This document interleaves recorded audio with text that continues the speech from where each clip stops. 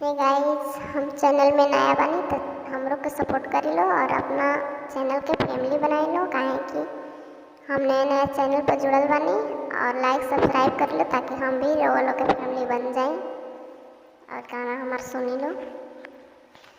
Rimi झिमी